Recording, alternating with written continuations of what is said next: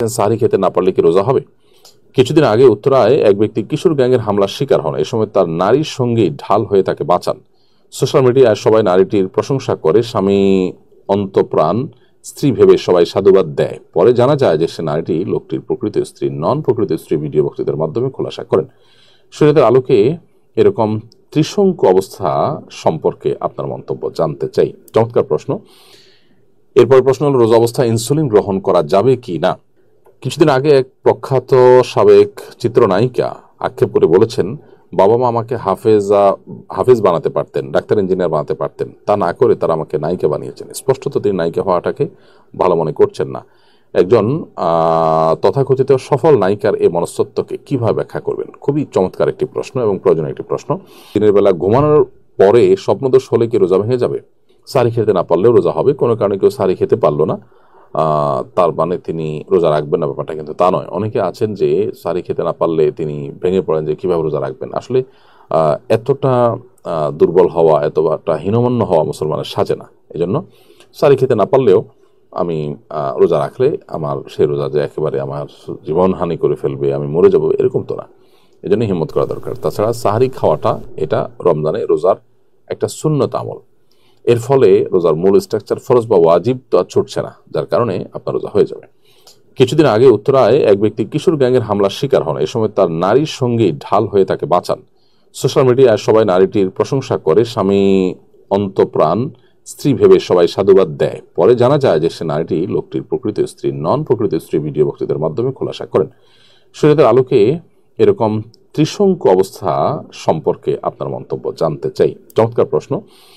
দেখুন, আমাদের দেশে যে হারে পরকীয়া বেড়ে চলেছে, আমাদেরকে নতুন করে ভাবতে হবে যে আমরা পশ্চিমা সংস্কৃতিকে যে আমদানি করছি নাটক সিনেমার নাম দিয়ে, বিভিন্ন নাম দিয়ে, বিনোদনের নামে আমরা সে সমস্ত সংস্কৃতি আমদানি করে আমাদের সমাজ ব্যবস্থাকে যে ধ্বংস করে ফেলছি, আমাদের পরিবার, আমাদের দাম্পত্য সম্পর্কগুলো যে ভেঙে খান খান হয়ে যাচ্ছে, এবারে আমাদেরকে ভাবতে হবে।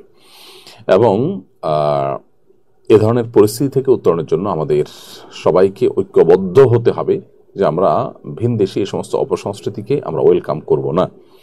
আমরা বিনোদনের নামে এই সমস্ত হারামে গা ভাসাবো না। যদি সেটা আমরা না করতে পারি, তাহলে সেক্ষেত্রে পৃথিবীর অনেক দেশ যেরকম তাদের পরিবার ব্যবস্থাপনা ভেঙে পড়েছে, আমরা বোধহয় সেই ধ্বংসের দিকে আমরা পা বাড়াবো, যেটা আমাদের ভালো কোনো পরিণতির দিকে আমাদেরকে নিবে না।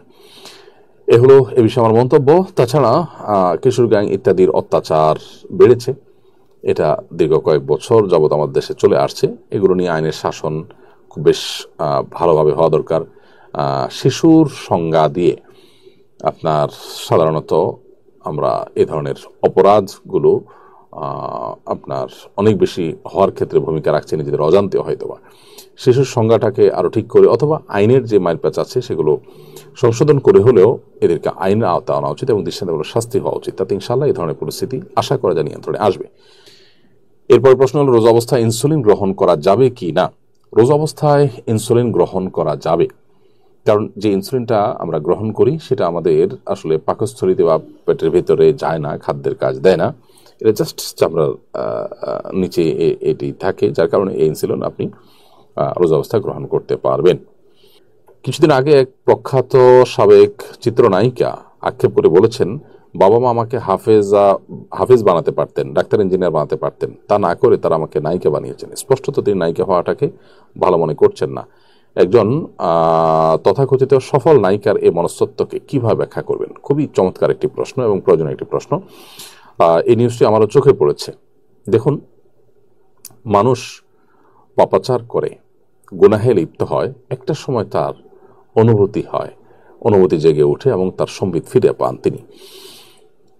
আল্লাহ রাব্বুল আলামিন আমাদেরকে আগে থেকে সতর্ক করেন, নবী রাসূলগণ আমাদেরকে আগে থেকে সতর্ক করেন। আমরা খুবই কম মানুষই সতর্ক হই। একটা পর্যায়ে আমরা সবই বুঝতে পারি, কিন্তু ততক্ষণ আমাদের সব শেষ হয়ে যায়। এই ঘটনা থেকে শিক্ষা গ্রহণ করে আল্লাহ যা হারাম করেছেন সেটা আমাদের জন্য অকল্যাণকর, সেটাকে আমরা বর্জন করার মতো মানসিকতা লালন করতে হবে।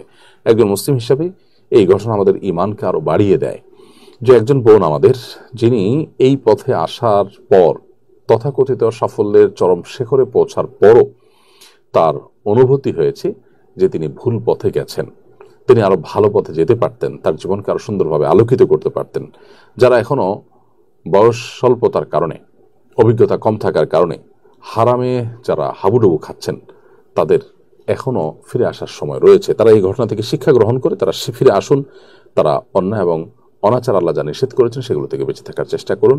ইনশাআল্লাহ আপনার এখন বোঝা আসুক বা না আসুক, ইনশাআল্লাহ আপনি সাফল্যের পথে, সুখের পথে, সমৃদ্ধির পথে আপনি থাকতে পারবেন যদি আল্লাহর হারাম থেকে আপনি বেঁচে আসতে পারেন, বাইর হয়ে আসতে পারেন।